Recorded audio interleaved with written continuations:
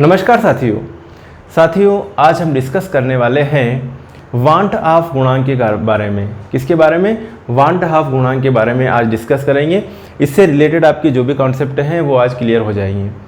तो साथियों, परासरण दाब, क्वथनांक में उन्नयन, हिमांक में अवनमन, वाष्प दाब का अपेक्षिक अवनमन, ये सारे क्या है? अणुसंख्यक गुणधर्म हैं।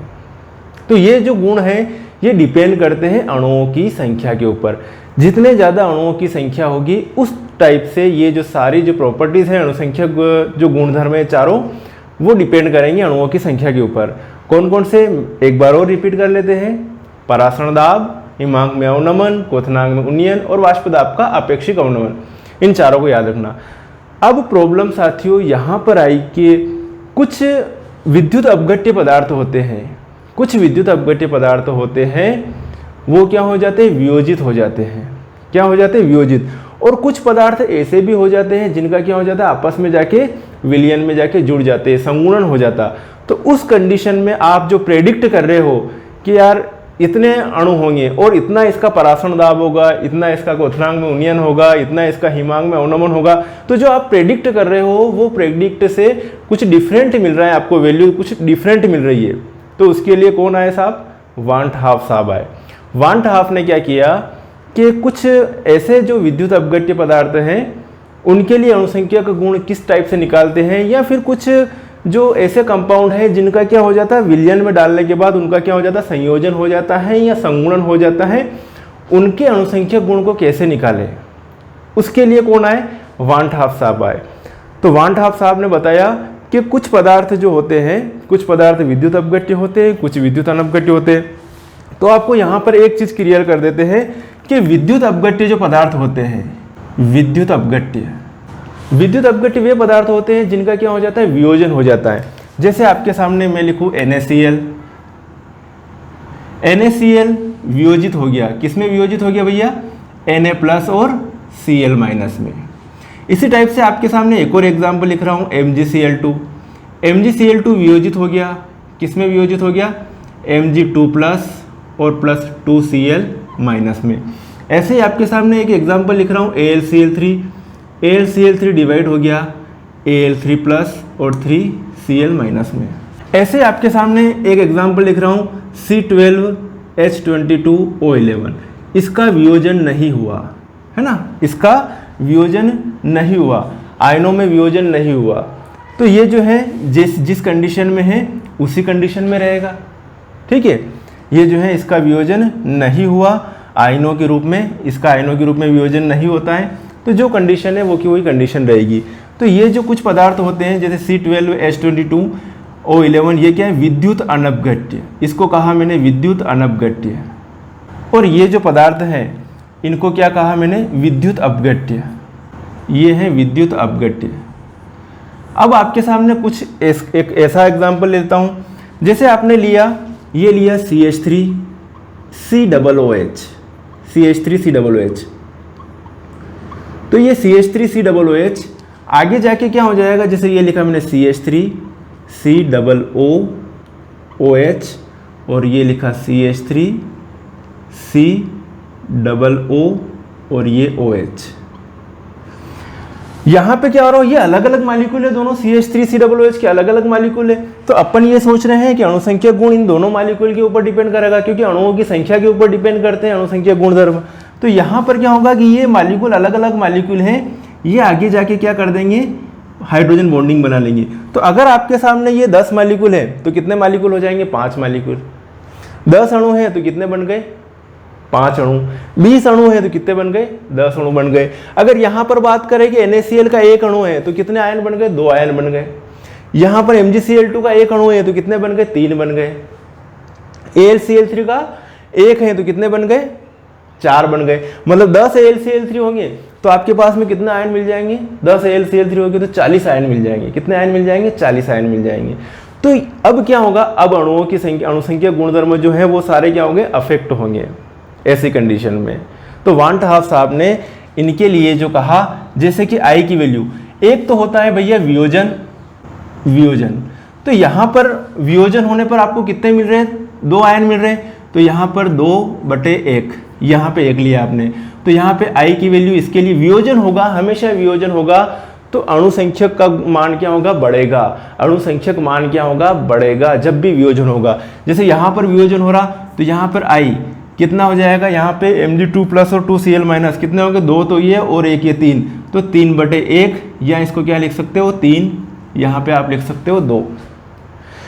अब यहाँ पे बात करें, यहाँ पे आई बराबर क्या हो जाएगा, यहाँ पे आई बराबर ये लिख रहा हूँ मैं 3 और 1 ये 4, तो 4/1 ये हो जाएगा। तो आई की वैल्यू जो आएगी वो कितनी आएगी, यहाँ पर 4 आएगी। इसके लिए आई की वैल्यू 4 आएगी, इसके लिए 3 आएगी और यहाँ पे 2 आएगी। और यदि कोई वियोजन वगैरह कुछ भी नहीं हो रहा, जैसे C12H22O11, यहाँ पे इसका वियोजन नहीं हो रहा है, तो यहाँ पर भी 1 है और यहाँ पर भी 1 है, तो आई की वैल्यू क्या आएगी, 1 आएगी।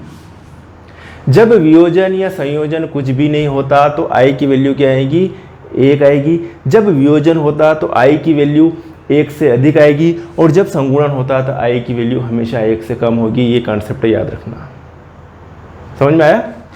तो यहाँ पर क्या आ जाएगी, देखो यहाँ पर ये इधर 2 है और इधर कितना है, 1 मॉलिक्यूल बन गया, हाइड्रोजन बॉन्डिंग के कारण 1 मॉलिक्यूल बन गया, तो 1 मॉलिक्यूल बन गया, तो यहाँ पर आई की वैल्यू कितनी होगी, ये कितना 1 और ये कितना 2, तो 1/2 आ जाएगी यहाँ पर वैल्यू, मतलब 1 से कम है।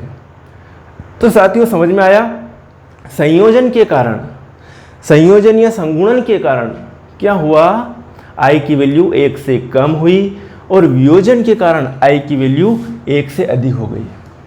अब आपने ये एग्जाम्पल ये देख लिया, संगुणन वियोजन ये चीज़ समझ ली कि यहाँ पर ये मैंने वियोजन के बारे में बताया, यहाँ पर ये बताया संगुणन के बारे में। इसका ये एग्जाम्पल लिया, यहाँ पर न तो संगुणन हो रहा है न वियोजन हो रहा है, इसको कहा आप लोगों ने विद्युत अनवगट्य पदार्थ, विद्युत अनवगट्य पदार्थ। अब देखो आप डेफिनेशन, समान सांद्रता वाले विद्युत अपघट्य और विद्युत अनवगट्य के अणुसंख्यक गुणधर्मों की तुलना करने पर ज्ञात होता है कि विद्युत अपघट्य का परासरण दाब, वाष्प दाब में कमी, हिमांक में अवनमन, क्वथनांक में उन्नयन विद्युत अनवगट्य पदार्थों की अपेक्षा अधिक होता है। हो रहा अधिक, ये विद्युत अनवगट्य पदार्थ हैं, इस विद्युत अनवगट्य पदार्थ से इनका परासरण दाब हो जाए, वाष्प दाब में कमी हो जाए, क्वथनांक में उन्नयन हो जाए, वो सब क्या होगा, इनसे क्या होगा, इनका क्या होगा, अधिक होगा। किससे, इससे। तो विद्युत कुल मिला के शार्ट में ये है कि विद्युत अपघट्य पदार्थों का परासरण दाब, क्वथनांक में उन्नयन, हिमांक में अवनमन, वाष्प दाब में कमी विद्युत अनवगट्य पदार्थों की अपेक्षा अधिक होता है।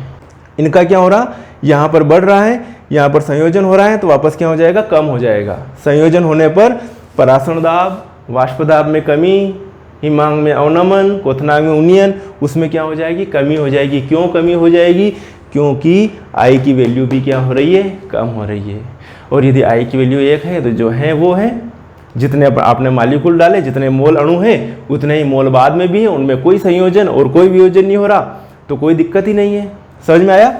तो यहाँ पर ये बात करें कि विद्युत अपघट्य का परासरण दाब, ये विद्युत अपघट्य, ये तीनों विद्युत अपघट्य का परासरण दाब, वाष्प दाब में कमी, हिमांक में अवनमन, क्वथनांक में उन्नयन विद्युत अनवगट्य पदार्थों की अपेक्षा, ये विद्युत अनवगट्य पदार्थों की अपेक्षा इनका अधिक होगा, क्योंकि ये डबल, ट्रिपल और ये तो 4 गुना हो गया। वांट हाफ ने इन दोनों प्रकार के पदार्थों के अणुसंख्यक गुणधर्म को गुणांक आई, अणुसंख्यक गुणधर्म को किससे, गुणांक आई द्वारा व्यक्त किया, जिसे क्या कहते हैं, वांट हाफ गुणांक कहते हैं, जिसे वांट हाफ गुणांक कहते हैं।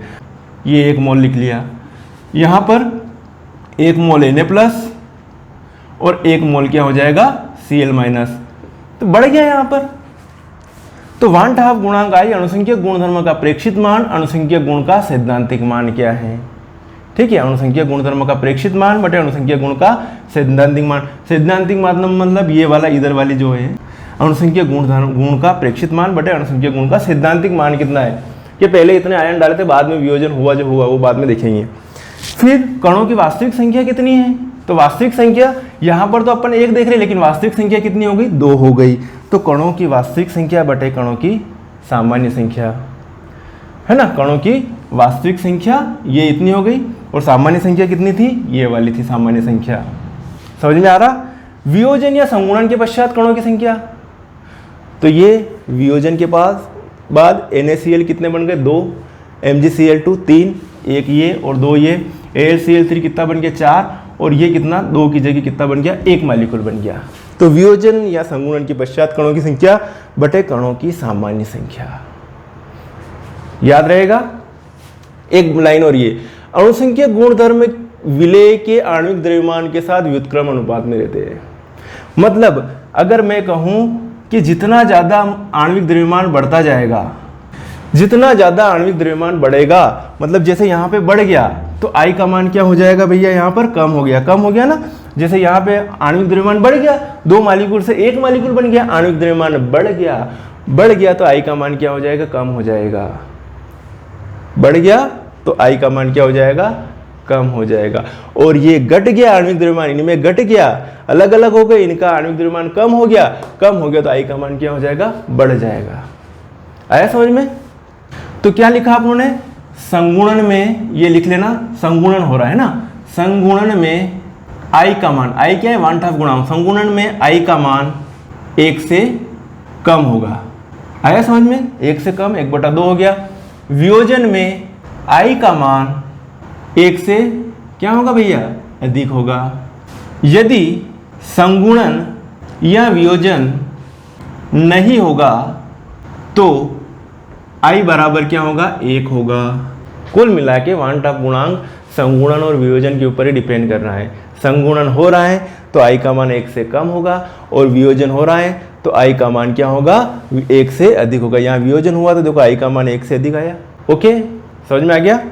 अब देखिए साथियों, आपने ये चीज़ तो पढ़ रखी होगी कि डेल P बटे P0 मतलब क्या है, आपको समझा देता हूँ।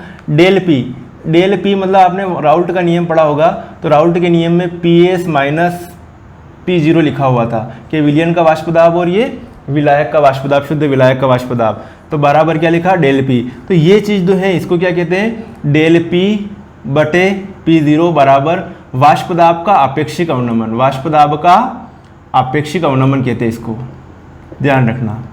वाष्प दाब का आपेक्षिक अवनमन है ये डेल P बटे P0, ये बताए भी थे वाष्प दाब का आपेक्षिक अवनमन। तो ये चीज़ अपनों ने पढ़ी थी राउल्ट के नियम में, ठीक है। तो डेल P बटे P0 बराबर क्या लिखे है अपने ने, x2। ये डेल TB क्या है, क्वथनांक में उन्नयन, बॉइलिंग टेम्परेचर में परिवर्तन हो रहा।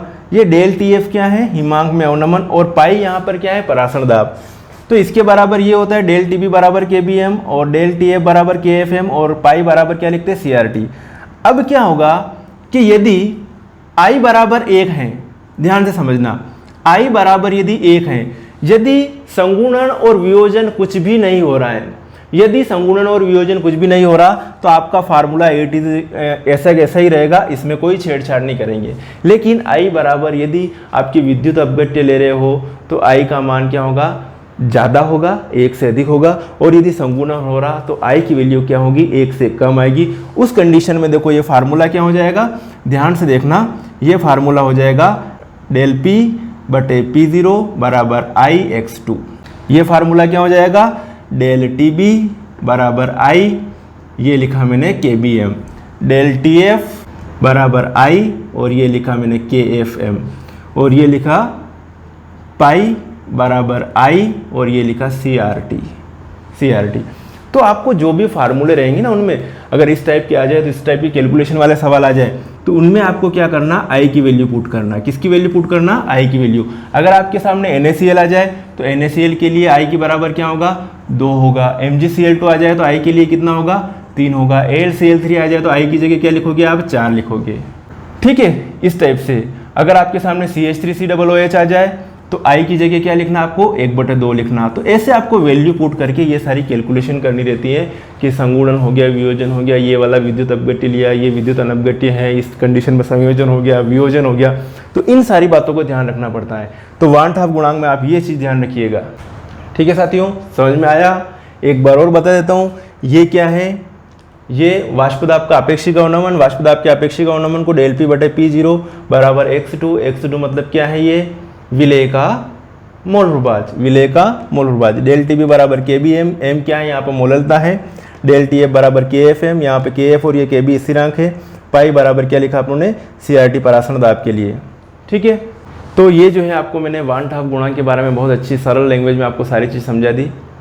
तो ये जो वीडियो आपके लिए यूज़फुल रहेगा, काफ़ी बेनिफिशियल रहेगा, और आप जब भी मेरे वीडियो देखें तो किताब कॉपी पेन लेके बैठिए, जिससे आपको ज़्यादा पूरा बेनिफिट मिलेगा। आपको कोचिंग जाने की ज़रूरत नहीं पड़ेगी, ये मेरा प्रॉमिस है, आप अगर ढंग से पढ़ोगे तो। और जब भी आप वीडियो देखो तो मोबाइल को मैं ईयरफोन लगा के फिर देखो, आराम से तसल्ली से देखोगे तो आपको अच्छे से समझ में आएगा, बेनिफिट मिलेगा, पूरा कंसंट्रेशन बढ़ना रहेगा। अगर आप थोड़ी देर ये देख रहे हो, थोड़ी देर वो देख रहे हो, तो ऐसे वीडियो देखने से कोई मतलब नहीं है। ठीक है साथियों, तो अच्छी पढ़ाई करिए और मिलते हैं फिर नेक्स्ट वीडियो में। तब तक के लिए बाय और thank you so much for watching.